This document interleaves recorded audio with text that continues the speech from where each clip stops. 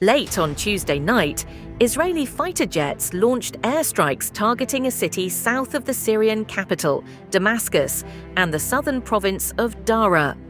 The strikes, confirmed by Israeli Defense Minister Israel Katz, were aimed at preventing Syrian forces and militant groups from violating the Israel Defense Forces (IDF) buffer zone in the region.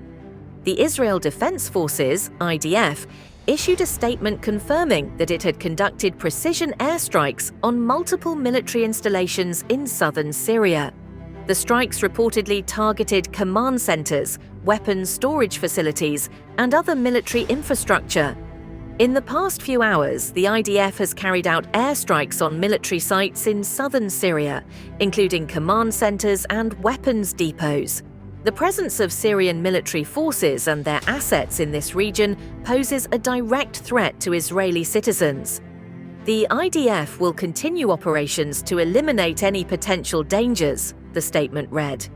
Israeli Defense Minister Israel Katz emphasized that Israel would not allow southern Syria to become another Hezbollah-controlled southern Lebanon. The Israeli Air Force is conducting heavy strikes in southern Syria to prevent its transformation into another Hezbollah stronghold like southern Lebanon, Katz stated.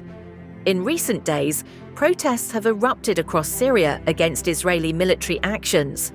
Demonstrators have demanded that Israeli forces withdraw from Syrian territory, arguing that Israel has maintained control over parts of Syria since the fall of Bashar al-Assad's regime. Israel, however, maintains that it cannot allow Syrian military assets to fall into the hands of Hayat Tahrir al-Sham (HTS) militants, as these groups could use them to launch attacks on Israel. Since the fall of the Assad regime, Israel has strategically positioned itself in key areas of southern Syria, including the Golan Heights, the strategic Mount Hermon, and other provinces. Israeli forces have established military outposts and taken measures to dismantle Syrian weapons stockpiles in these regions. Despite these aggressive military actions, Syria's new leadership, under al-Shara, has largely maintained a passive stance towards Israel. However, al-Shara and several Arab nations have condemned Israel's continued occupation of Syrian territories. Syrian state broadcaster Syria TV reported that Israeli warplanes also launched airstrikes on the city of Kiswa, located approximately 20 kilometers south of Damascus.